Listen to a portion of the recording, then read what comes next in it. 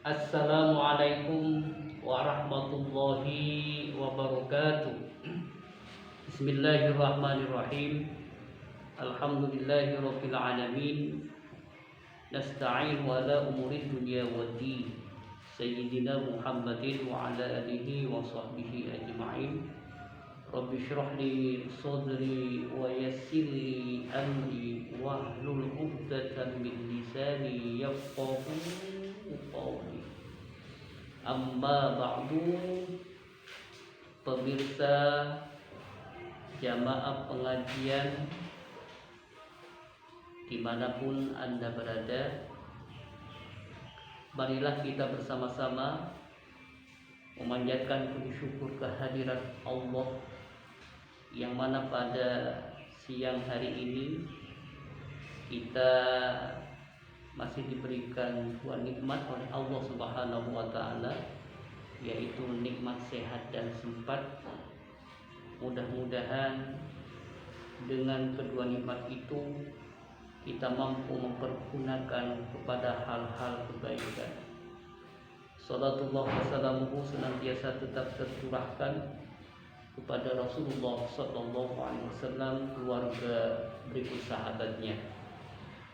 Pemirsa jamaah pengajian online dimanapun Anda berada,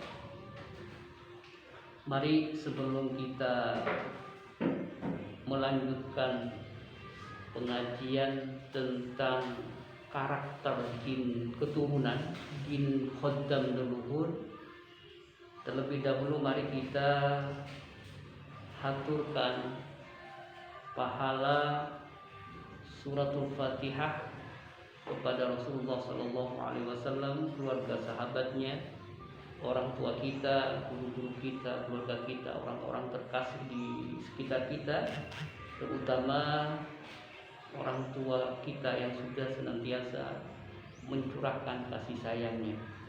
Ila hadratin Nabi Mustafa Sayyidina Muhammadin wa ala alihi wa azwajihi wa dzurriyyatihi wa ahli baitihi wa ila jami'il almarhumin min abaina wa ummahatina wa auladina wa auladina. Al-Fatiha. A'udzu billahi minasy syaithanir rajim. Bismillahirrahmanirrahim. Alhamdulillahirabbil alamin arrahmanir rahim maliki yaumiddin. Iyyaka na'budu wa iyyaka nasta'in ihdinas siratal mustaqim siratal ladzina an'amta 'alaihim ghairil maghdubi 'alaihim waladdallin. Amin. Kita mencoba feedback penjelasan yang kemarin bahwa jin itu masuk kepada diri kita bisa melalui amalan-amalan khusus, bisa melalui kiriman dari orang lain, bisa juga dari keturunan leluhur kita. Nah, biasanya tanda-tanda orang yang kena khaddam leluhur itu biasanya yang paling sering yang saya tangani itu adalah lambung. Nah, kenapa harus lambung? Karena organ lambung adalah organ yang pertama kali rusak oleh para setan di saat manusia dilahirkan ke dunia ini.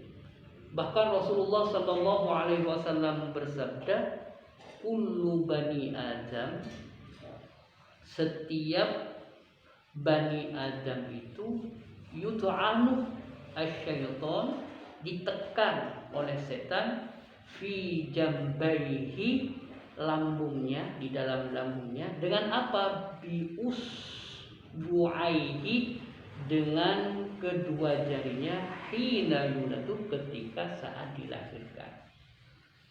Jadi makanya anak kecil itu ketika begitu lahir lambungnya ditekan.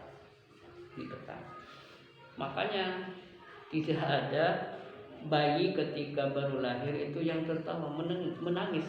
Kenapa? Lambungnya itu ditekan. Jadi setiap bayi yang mau lahir, kata Rasulullah itu ditekan oleh setan sama jarinya itu, lambungnya ditekan. Nah, hadis ini dikuatkan oleh pendapatnya Imam Al-Qurtubi, hadza ta'nu minasyaiton huwa ibtida'ut taslid. tusukan inilah yang menjadi permulaan gangguan jin. Jadi hadzat ta'nu minasyaiton. Jadi tusukan pakai jarinya ini ibtida'ut tasrid, permulaan gangguan setan. Jadi manusia pada umumnya itu memang berpotensi diganggu oleh jin, siapapun saja. Siapapun saja, tidak tebang pilih. Kenapa? Karena setiap bayi yang lahir itu biasanya ditusuk pakai tangannya jin. Jadi ada dua pendapat. Yang pertama datangnya dari lisan suci Rasulullah SAW bahwa setiap bayi yang lahir itu oleh setan itu ditusuk lambungnya. Nah, pendapat Rasulullah ini, hadis Rasulullah ini itu dikuatkan oleh pendapatnya Imam Al-Qurtubi, hadzal ta'nu minasyaiton huwa ibtida'ut tasrih. Nah, bahkan kalau hadis ini, pendapat ulama ini dikuatkan, dikorelasikan dalam ranah ilmiah, ternyata lambung ini secara medis menjadi salah satu sentral penurunan gen orang tua terhadap anak-anaknya.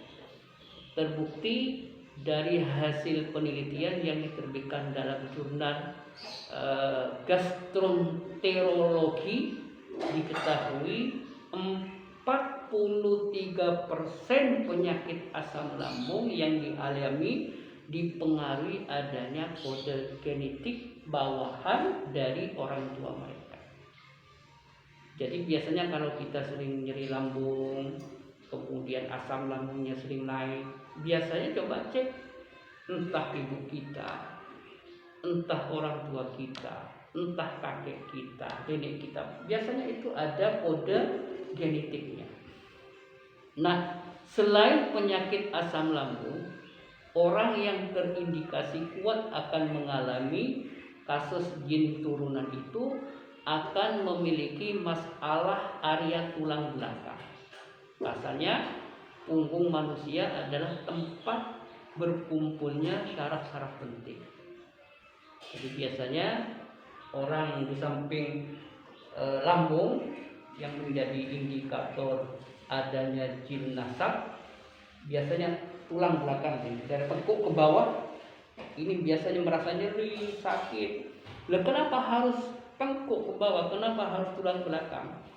Karena punggung manusia itu adalah tempatnya ribuan saraf penting, saraf vital yang ada di belakang punggung ini. Seperti halnya yang dikuatkan oleh Syekh Sa'id Ahmad Abdu, beliau mengatakan wa aksarul amakin allati yastaqiru fiha, kebanyakan tempat-tempat yang ditinggali oleh jin untuk menguatkan pengaruhnya yaitu al-jannih, yaitu saraf, yaitu yang ditinggal itu adalah sistem sarafnya yang ada pada manusia. Liyatamakkanu minasyaitarah alal jihazil asbi al-amakin at-tijma'atul asabiyah. Nah, kenapa? Karena saraf itu adalah tempat-tempat berkumpul. Kenapa? Karena tulang belakang itu adalah salah satu tempat berkumpulnya saraf. Nah, wa min ahammiha al-mukhu wa asfalul umudil afaq. Yang paling besar pengaruhnya adalah otak. Otak, kemudian asfalul uqud, yaitu tulang belakang bagian lumbar, area pinggang. Nah, wa hadza huwa sababu ar-ra'isi fi syu'uril marid bis-sida'id da'im wa alamidh dhahri.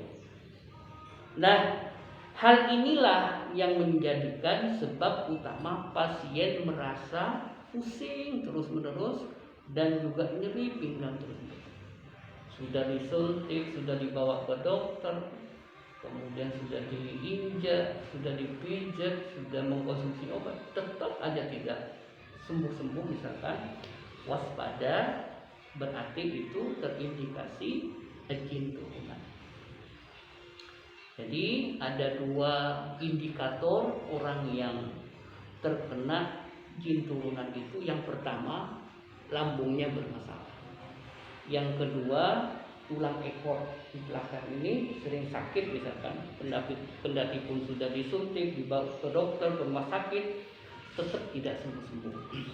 Nah, ketika jin masuk dan menguasai area lumbar, tulang pinggang, maka korbannya akan mengalami gejala sebagai berikut. Yang pertama, kalau jin luhur itu bersemayam dan tinggal di tulang lumbar, area lumbar ini, tulang pinggang, daerah sini tadi, maka orang tersebut akan mengalami keluhan sembelit, sulit untuk buang air besar.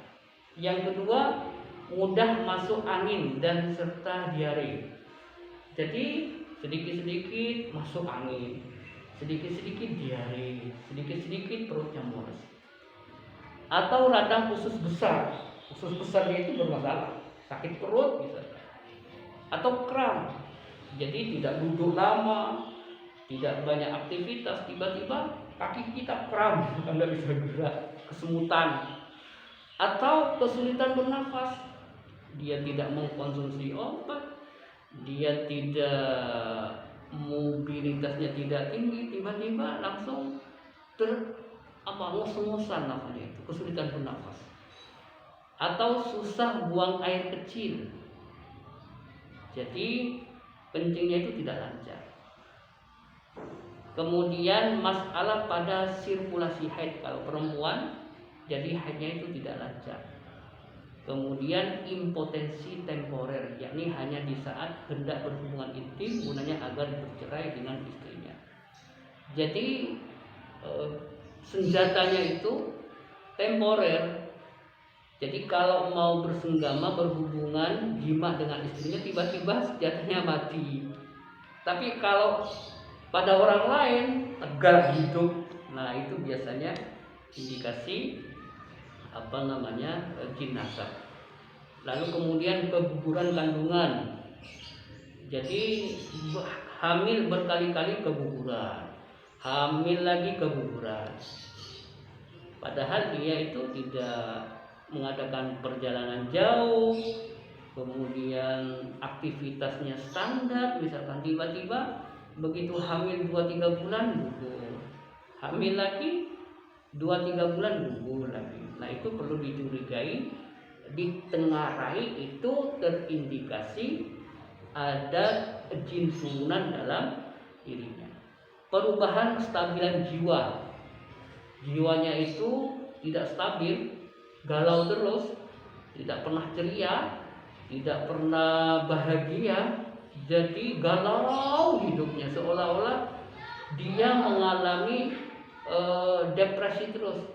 Dia merasakan seolah-olah dia yang paling sengsara di dunia. Kemudian sakit lututnya sini bermasalah.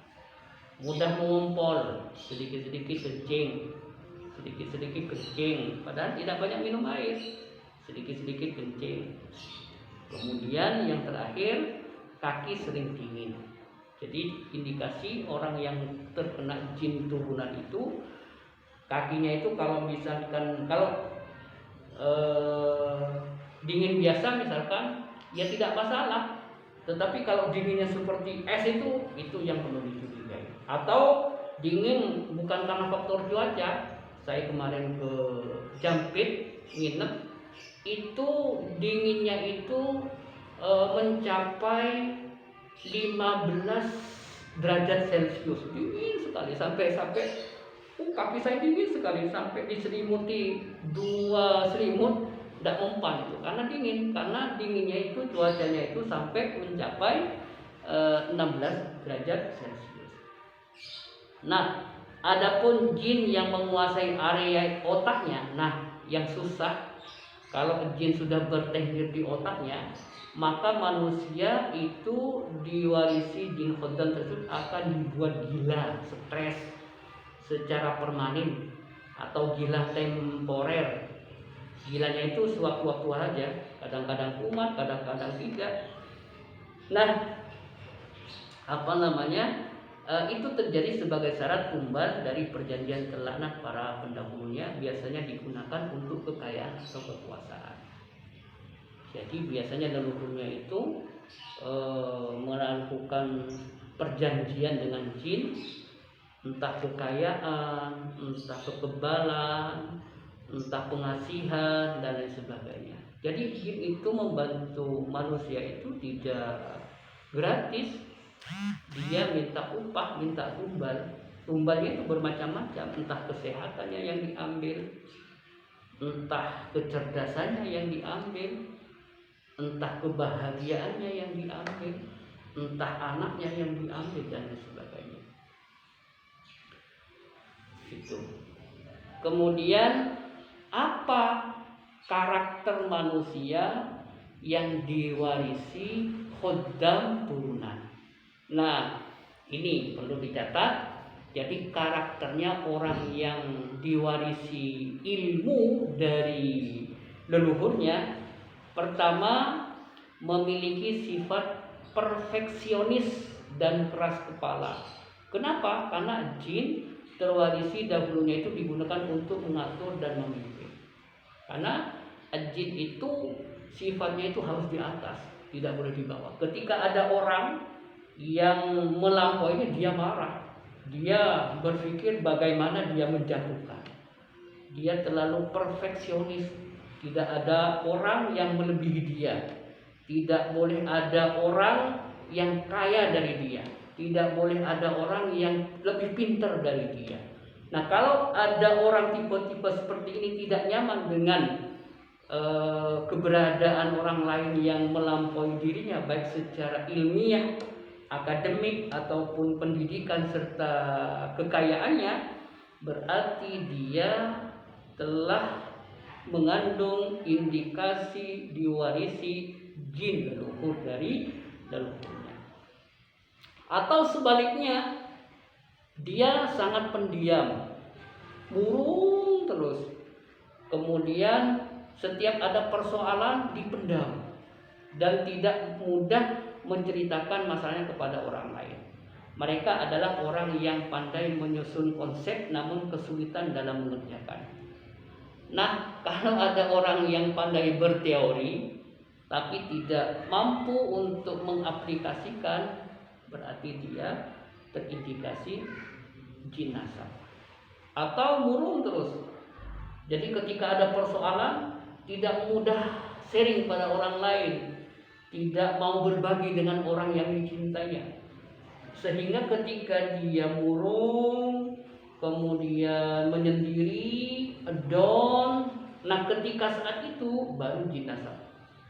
Makanya saran saya agar kalian itu tidak disusupi oleh jin nasab, sebaiknya kalian itu ketika ada persoalan harus di-share kepada orang lain. Kemudian terlalu serius atau tua layaknya orang tua. Hal ini bisa kita perhatikan pada masa kanak-kanak, di mana mereka memiliki kecenderungan sifat yang serius dalam berbagai hal. Orang menyukai permainan dengan teman sebayanya, senang bergaul dengan orang dewasa. Jika memiliki keinginan harus tercapai bagaimanapun caranya, dan pembawanya saat berbicara layaknya orang tua.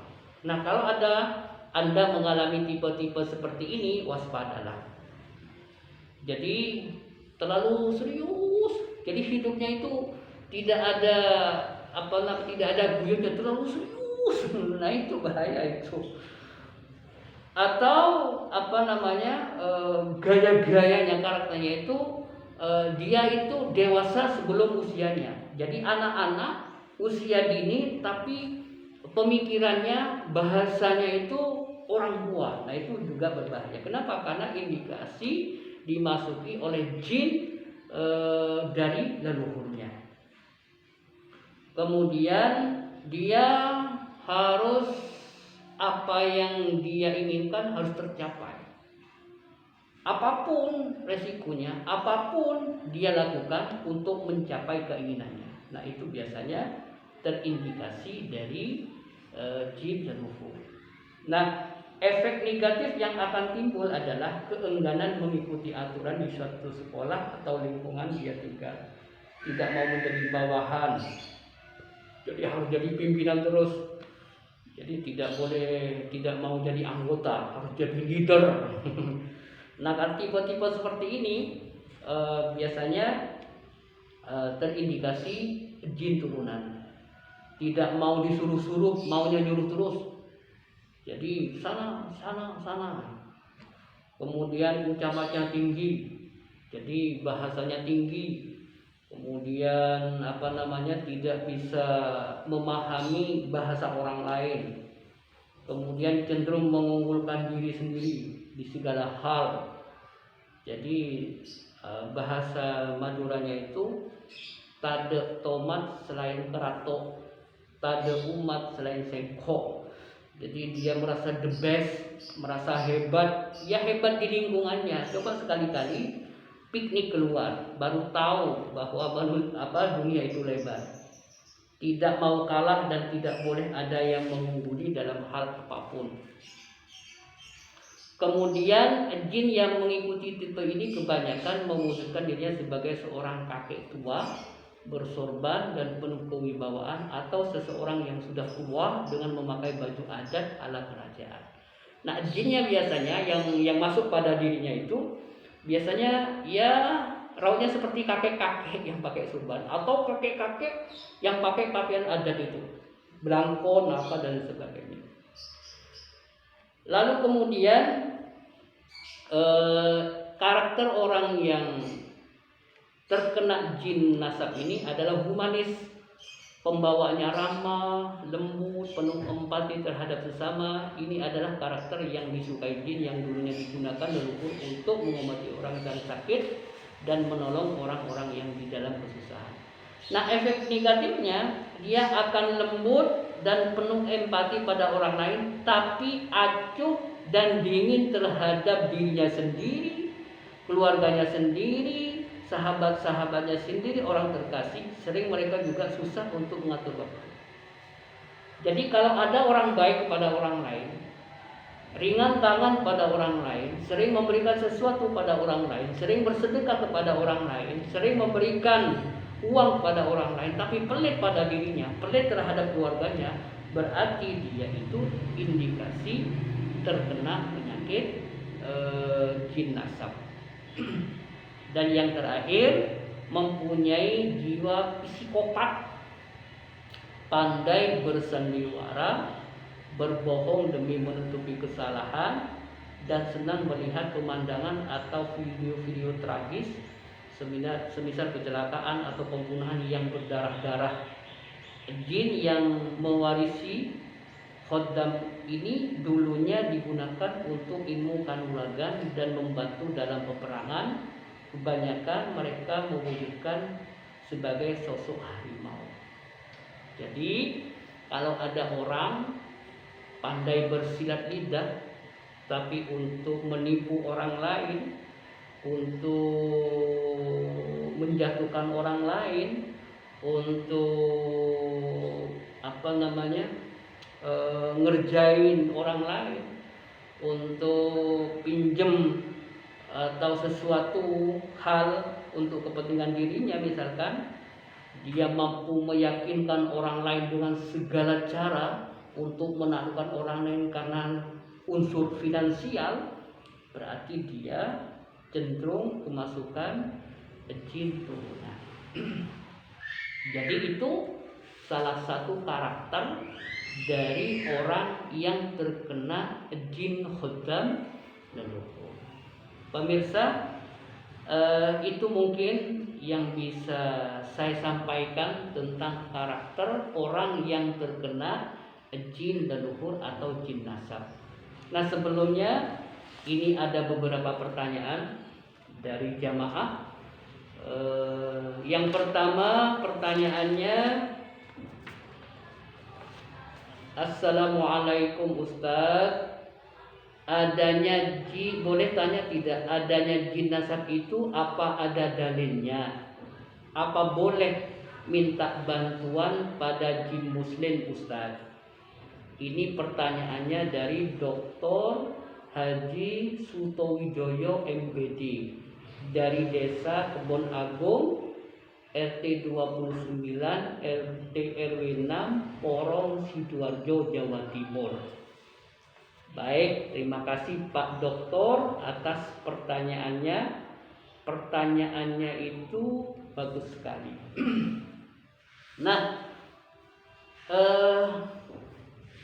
setiap persoalan itu pasti ada dalilnya.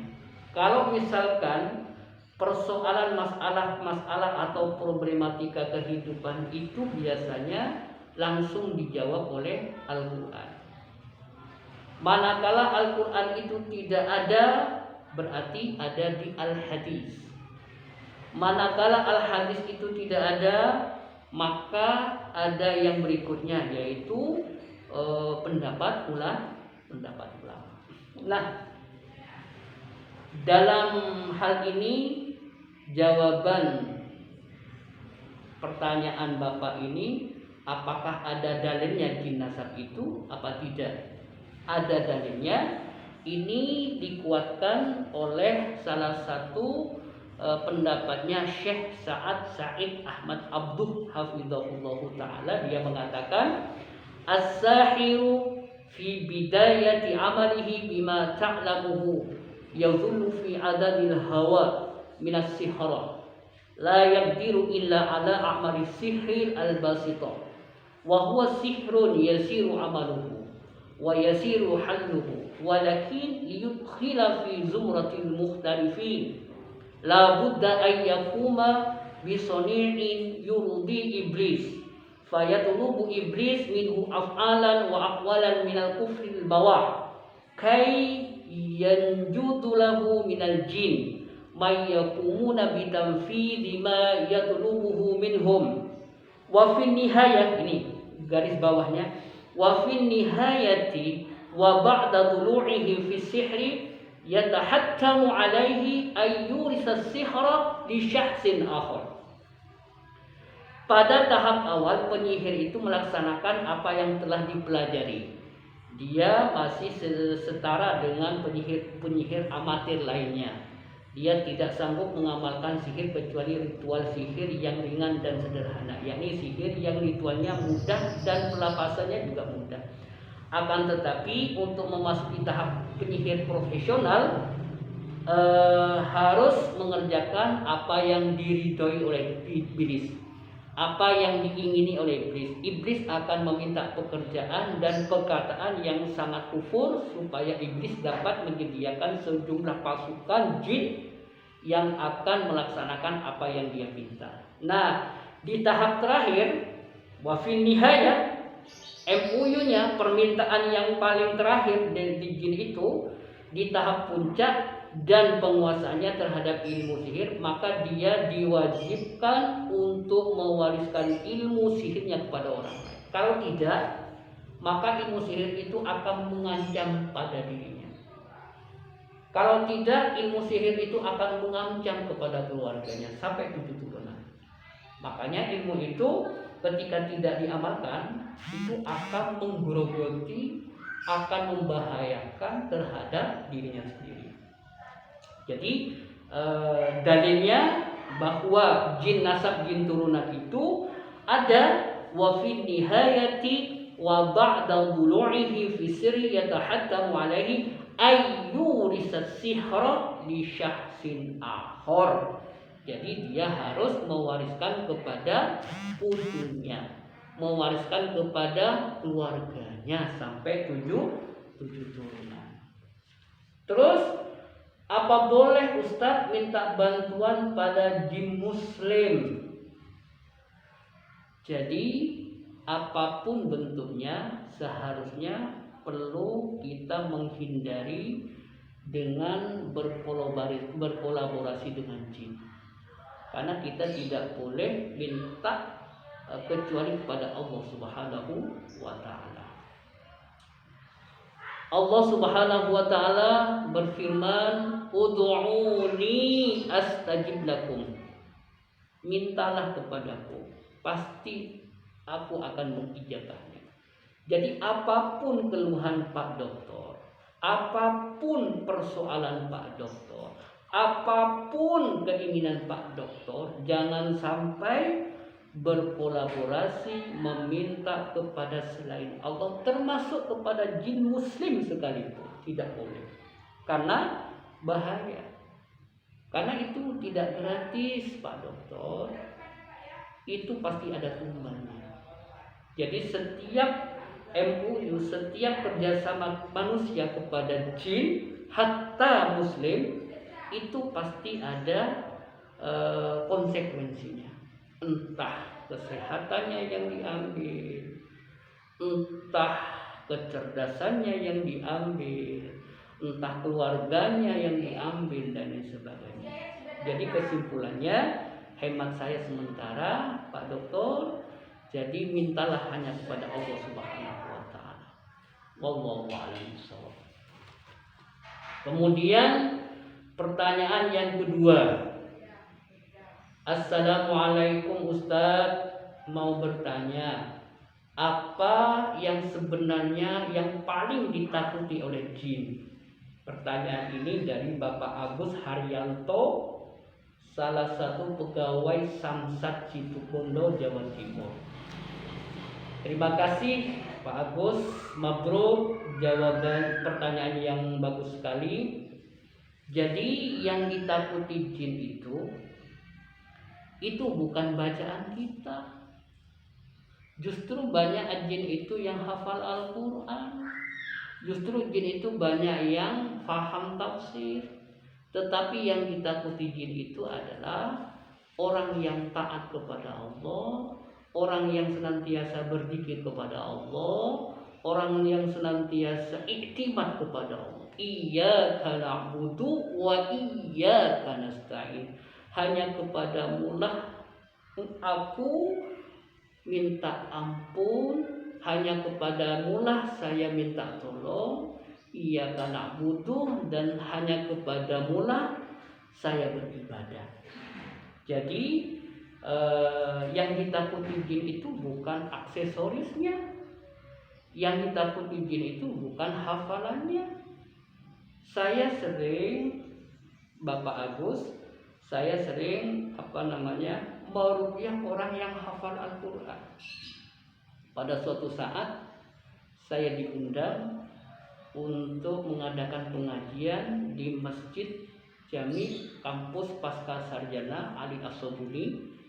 Kemudian saya disuruh mengisi pengajian yang jamaahnya itu adalah mahasiswa kedokteran dan mahasiswa pasca sarjana, baik S2 ataupun S3. Nah, kemudian setelah mengadakan pengajian, saya melakukan ruqyah massal. Setelah saya melakukan ruqyah massal, saya tanyakan apakah ada yang reaksi. Ada Ustadz, ternyata ada salah satu asatid di ma'had pasca itu, padahal dia hafal Quran. Saya Ustadz, saya ingin memukul Ustadz. Oh, sampai ada jinnya. Saya ruqyah, ternyata ada jinnya. Padahal yang saya ruqyah itu adalah salah satu asatid yang penghafal Al-Quran. Jadi kita ahli ibadah, kita ahli baca Al-Quran bukan jaminan. Karena yang ditakuti jin itu adalah dada ini, keimanan kita, keyakinan kita. Jadi walaupun kita baca Al-Quran tapi hanya komat kami di bibir saja, tidak ada tadabbur, tidak ada penghayatan, maka jin itu tidak takut. Makanya tidak sedikit ketika kita meruqyah orang yang sakit, ternyata jinnya itu lebih alim, lebih hafal Al-Quran daripada rohnya. Jadi sekali lagi Bapak Agus, jadi sebenarnya yang ditakuti oleh jin itu adalah ketaatan kita kepada Allah, keimanan kita kepada Allah, iktimat kita kepada Allah Subhanahu wa taala, tidak pada yang lain. Wallahu a'lam bishawab. Kemudian berikutnya, Berikutnya, Assalamualaikum Ustadz, saya mau bertanya, bagaimana apa amalan dan bagaimana cara memanggil jin yang ada pada diri kita?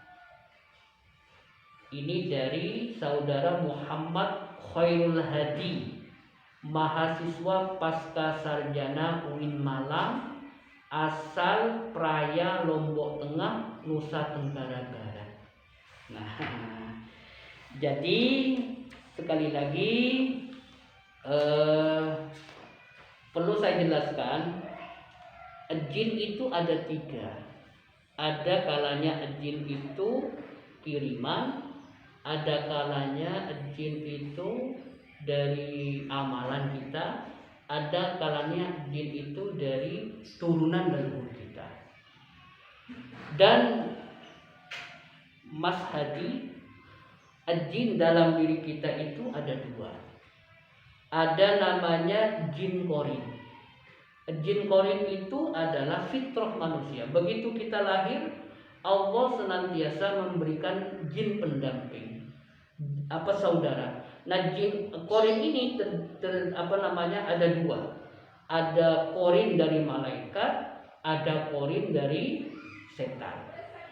Nah, ini tidak bisa tidak bisa diwariskan. Kenapa? Karena ini memang mutalazim, melekat kepada diri manusia, dan ini anugerah Allah Subhanahu wa taala. Siapapun, hatta Rasulullah sallallahu alaihi wasallam itu mempunyai korin. Ada sebuah riwayat pada suatu saat Aisyah radhiyallahu anha, istri beliau, marah-marah. Lalu Rasulullah menimpali, jangan-jangan engkau Aisyah yang berbicara itu bukan kamu tapi setanmu. Loh, apakah saya mempunyai setan? Saya istri engkau ya Rasulullah. Iya, engkau itu mempunyai pendamping. Jangan-jangan apa yang kamu bicarakan tadi itu bukan kamu yang bicara tapi setan. Loh, saya kan istrimu ya Rasulullah. Apakah engkau juga punya jin? Iya, termasuk saya. Saya itu punya jin. Cuma jin setan itu sudah dimuslimkan oleh Allah Subhanahu wa taala. Nah, itu adalah korin. Kemudian bagaimana caranya memanggil jin yang ada pada diri kita? Nah, kadang-kadang banyak ritual. Ada kalanya menggunakan puasa pati geni. Ada kalanya menggunakan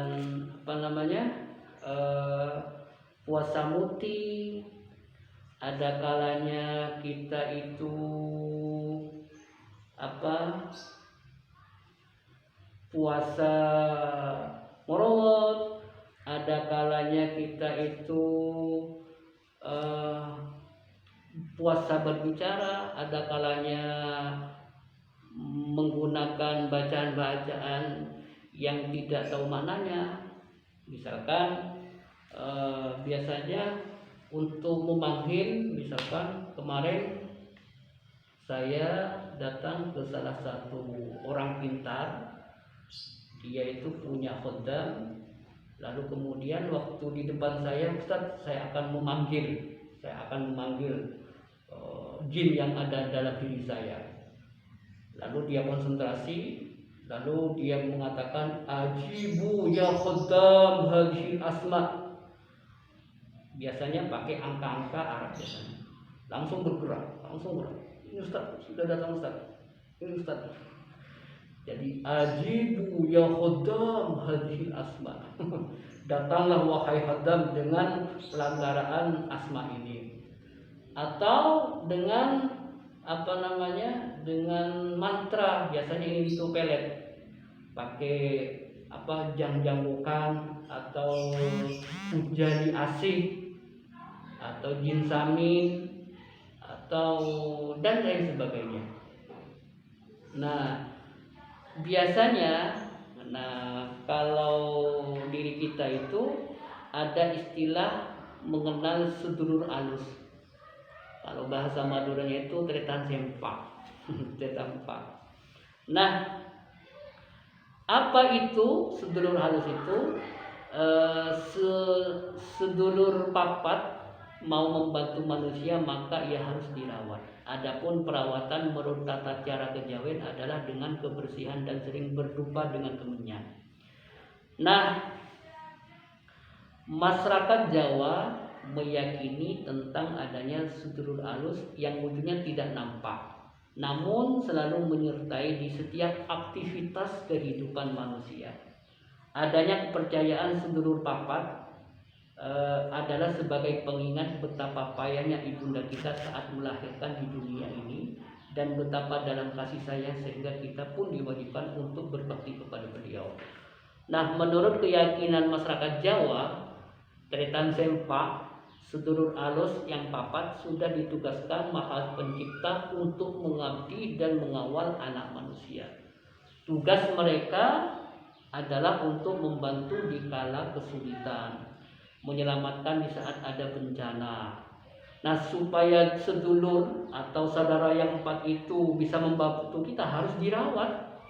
Nah, saudara yang tidak keluar dari rahim, nasi tumpeng, cara merawatnya itu saudara yang tidak keluar dari rahim itu cara merawatnya pakai nasi tumpeng, pecel ayam, sayur menir, daging hewan dan sebagainya.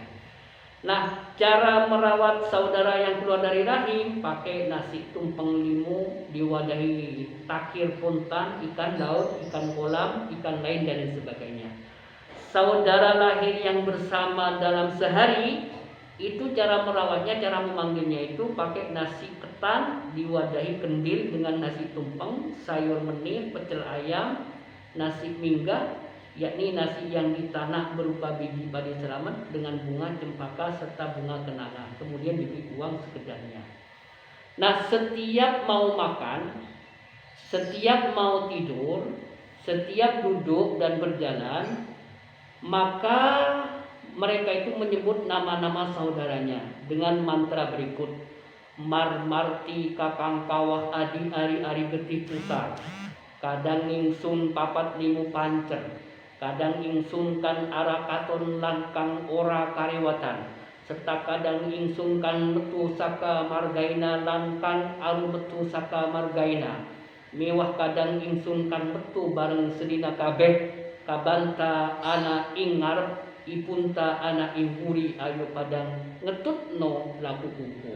Terjemahannya adalah: wahai marmati, kakang kawah, adik ari-ari, darah dan pusar, saudaraku papat limu pancer, saudaraku yang tidak kelihatan dan tidak terawat, saudaraku yang keluar dari rahim dan yang tidak ikut keluar, saudaraku yang keluar bersamaku dalam sehari, bapak ada di depan, ibu ada di belakang, ayo semua ikut dalam aktivitasku. Kayak gitu biasanya.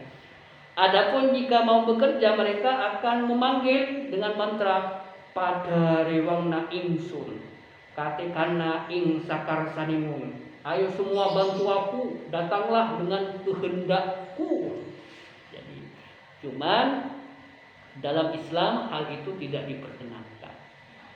Kenapa? Karena doa semacam itu tidak dibenarkan dan merusak ketauhidan kita dan merusak keimanan kita kepada Allah Subhanahu wa taala, sebagaimana firman Allah, a'udzubillahi minasyaitonir rajim, qul innama ad'u rabbi wala usyrik bihi ahada. Katakanlah, sesungguhnya aku hanya berdoa beribadah kepada Rabbku dan aku tidak akan mempersekutukan sesuatu pun dengan Allah Subhanahu wa taala. Kembali kepada kepercayaan masyarakat Jawa tentang sedulur alus atau tretan sempak, mereka mempercayai bahwa saudara jumlahnya sangat banyak. Di antaranya ada sedulur papat limu pancer, ada mar dan marti, kemudian ada bangsa lelembut Jawa, dan semuanya itu adalah jin yang ada pada dirinya.